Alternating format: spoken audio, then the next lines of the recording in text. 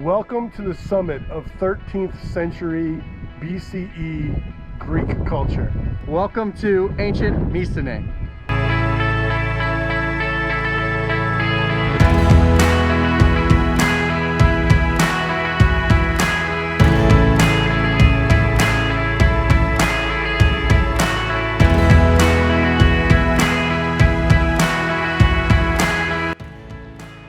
On this episode, we are going to visit the supposed home of Agamemnon and the Mycenaeans, Mycenae. This place was supposedly built by a Cyclops.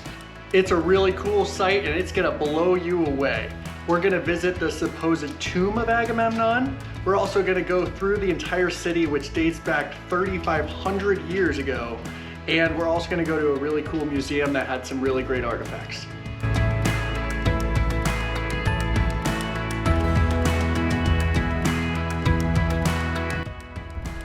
It's a chilly day here in Greece, and we are coming to you from the Treasury of Atrius, or the tomb of Agamemnon, or the one thing that we're sure of, the largest tholos that has been found in Greece. And it was used as a burial chamber at one point, possibly as a treasury if you believe some of the historical writings. And then in prehistory, it was associated with the Mycenaeans, who, at least in some way, shape, or form, were a true people. Whether they called themselves the Mycenaeans, or whether they had an Agamemnon, or an Atrius, or raided Troy, that is all up to how much faith you put into a guy named Homer. Archaeologists and other historical eggheads or historians or whatever like us, we like to get into debates whether there was actually an Agamemnon, and do we know there was a Mycenae, and we know that if there was an Agamemnon, at one point he did live in this town, which is kind of cool, you know? Yeah, I think it's cool. I choose to believe that Agamemnon was real because there's nothing to contradict it, and it's a pretty cool story. Right. I don't know about the whole being built by a Cyclops thing, though. Yeah, well, maybe somebody just got their eye poked out and they didn't have, I don't know, but it's a pretty neat story. The whole Iliad is, and whatever portion of it is true, at least this place does exist.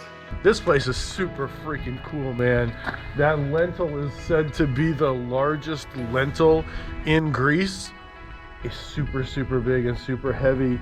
And the unique way that they built the beehive structure inside of here is amazing. And using essentially the top of a corbelled vault to take the pressure off of the lentil beam was quite unique and quite ingenious, and probably the reason that it's still standing right now, and maybe the reason that the entire site is still here and didn't crumble like many of the other tholoses did. So let's go on inside and check it out.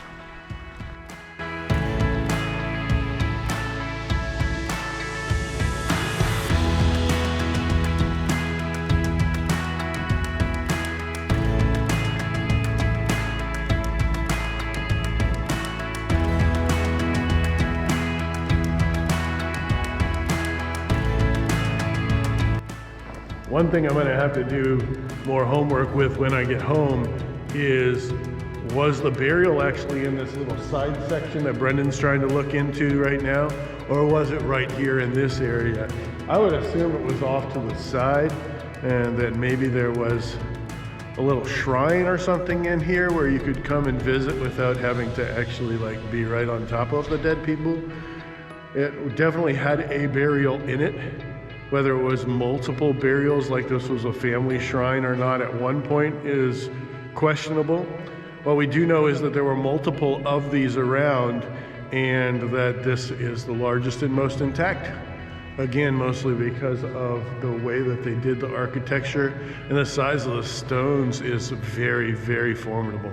And if I could take this with me everywhere, our sound quality would be much better. Holy cow.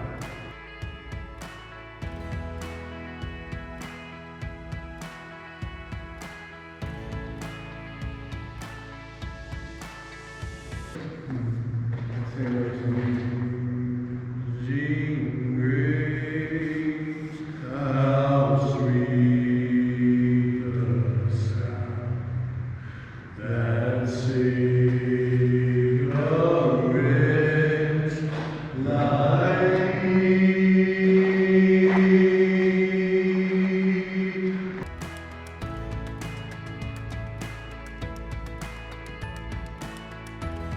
The treasury was actually across the street from the main city, so we couldn't spend a whole lot of time there because we definitely wanted to go over to the actual city because there's a lot of really cool stuff over there.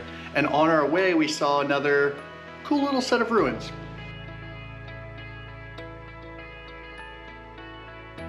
Right here, next to the Treasury of Atrius, there's actually the remnants of 3 small houses.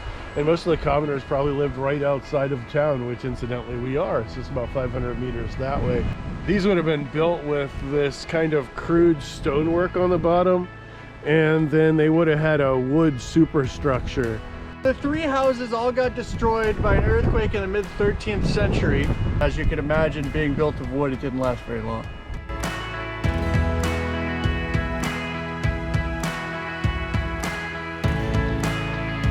And as you climb up, you see this really sweet gate with these lions over it, and archaeologists decided to name it the Lion Gate. Go figure. And from the outside, you really just see a wall. You don't see a whole lot of the ruins except for some of the stuff on top. But as soon as you go through that gate, it starts to open up and you can see there's ruins everywhere. This is called the granary. They found a bunch of cereals in here when they did the digging, which meant that for some reason they must have left without all of their food when they finally abandoned this place. But you would have to store a lot of food in here, and you'd have to have a source of water if you were worried about a siege, which they apparently were, to build this size of a wall 3,300 years ago.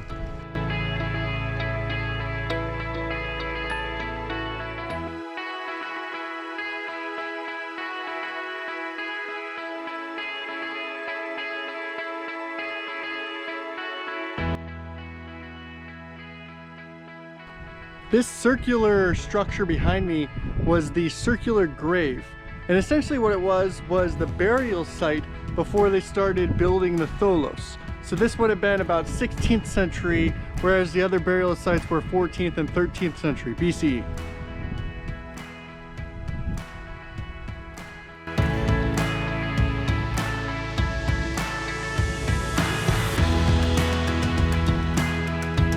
We spent a little bit of time walking around down there because it was cool and we like to walk around ruins. And then we headed back up to the top, which is where the palace used to be, where Agamemnon either did or did not live.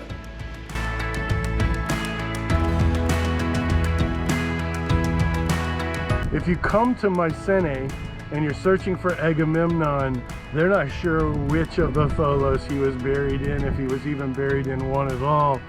But what you can be pretty sure of is that this dates to approximately the time that Homer referenced in his writings.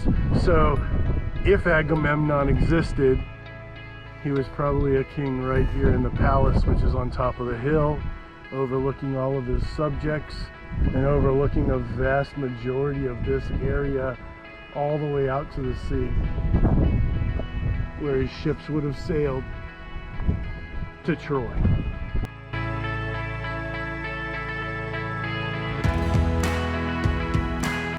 And all the way on the top, there wasn't really much except for some rubble.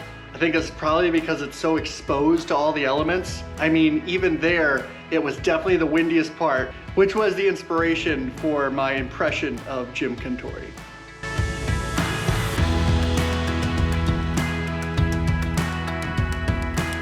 And after we had been blown around for a little while, we decided to head down to this little protected area of a bunch of other ruins.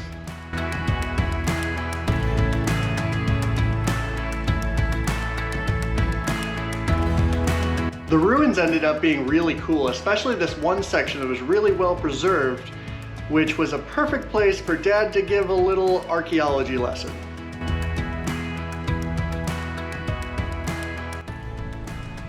So some of the structures here are pretty sturdy, and it's okay, I guess, to touch them. I would not touch one like this because you don't want to be the one who takes that last little piece of sand off and then this comes crumbling down. It looks a little precarious at this point. It has not been reconstructed at all. They probably dug it out, and you can tell actually when you get up in here, you know, if they tried to plaster it again.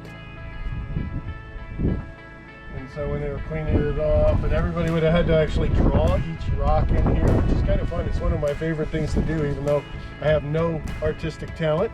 It's more of a game of math and measurements and that kind of thing that makes it work. But I'm actually pretty good at that.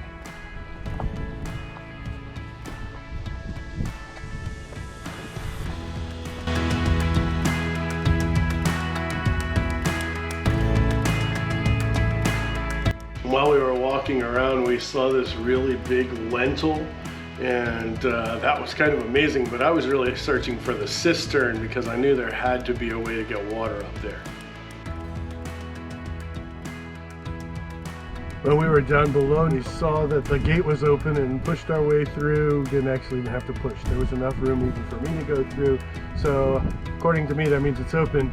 Walked over, found this nice little well there, but it was outside of the wall, and I was like, well, that's kind of weird. They probably need to have a well inside the wall, or why have a wall at all? This is apparently their answer to it, and they extended the wall out here to get access to water, and they used a very simple, very trustworthy old technology called a corbelled vault to get down there. And even though it looks a little bit precarious, I'm going to trust it and go down there and see if we can see any water down there today. Come on.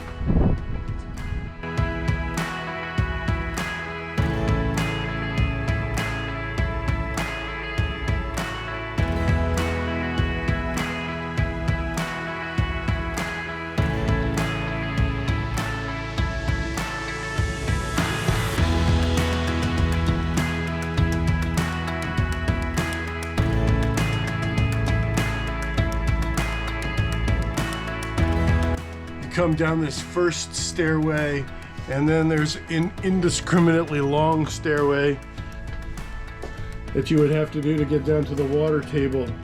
And of course, for safety purposes and preservation purposes, they're not going to let us crawl down into the abyss. And as we were making our way to the exit, we came across another little gate that was pretty cool. This was a north gate, and maybe this is just a shady spot for the guards to sit.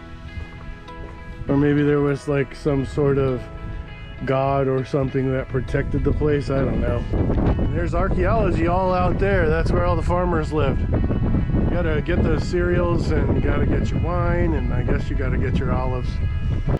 Though that gate wasn't nearly as impressive as the Lion Gate, it still was pretty cool to see, and it was really well preserved. I love that little nook for the guards, but I really like that section of the Cyclopean Wall. Yeah, it's called the Cyclopean Wall because it was supposedly made by Cyclops, and so he's the mythical Cyclops from Homer's Iliad, and he was supposed to be really gigantic, and some of those rocks were really gigantic. So I think that's probably just the way that they explained why everything could be so humongous. Mycenae also has a really great little museum with some cool artifacts. And right next to the museum, there was this interesting circular building. So what you're seeing here is a tholos without a top. And so this is what happens when they do collapse. This one was pretty expansive also. They used much smaller stones on the inside of it, which might have been why it collapsed. It also seems to be less buried in the hillside, which may have been why it collapsed. But either way, it collapsed. This one's about 500 years older than the Treasury of Atrius.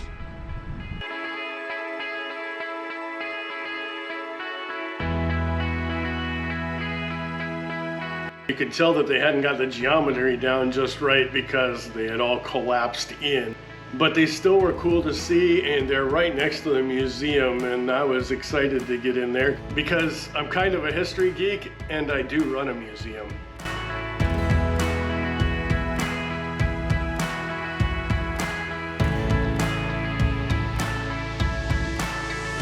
The museum had these cool ancient tools and weapons and really great pottery. I really liked the lesson that you had on cauldrons, Dad.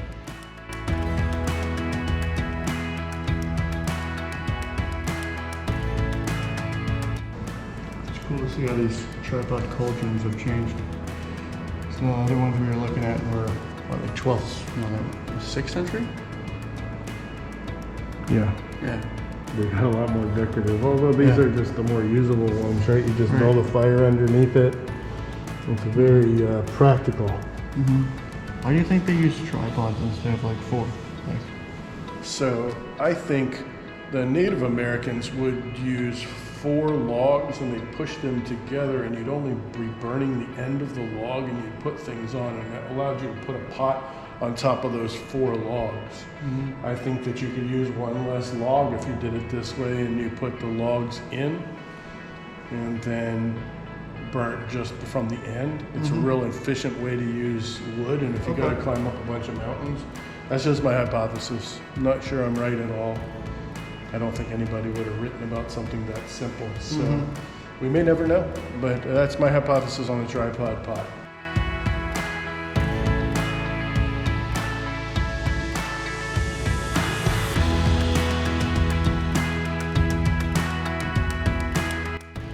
I also thought that the clay figurines that were like toys for the kids was also really interesting and one of my favorite parts of the museum.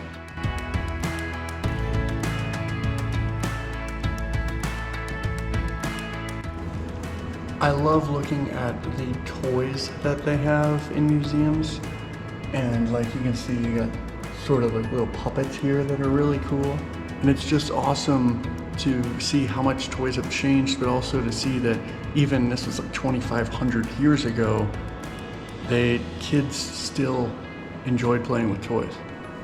Yeah, it's cool to see what like normal life would have been like for them, but my favorite piece was like the most abnormal life, and that's what they call Agamemnon's mask, although we don't actually believe it's that. But when you see like things of the Iliad and stuff, a lot of times that's like the image you see, and to see it right there in front of your face, all gilded and beautiful, was awesome. Most everywhere I see this called Agamemnon's burial mask, but if it's really from the burial circle, it's much earlier than Agamemnon. The craftsmanship, and you can tell that is just solid 24 karat or higher gold. Really is just amazing.